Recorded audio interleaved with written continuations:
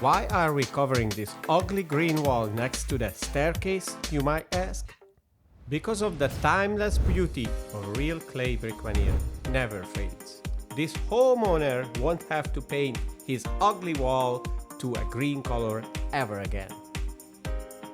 We cut hundreds of clay brick tiles into thin slices and installed it on this green wall.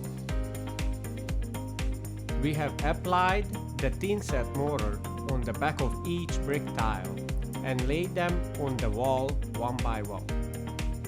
When we finished the installation, we have grouted the wall with mortar mix.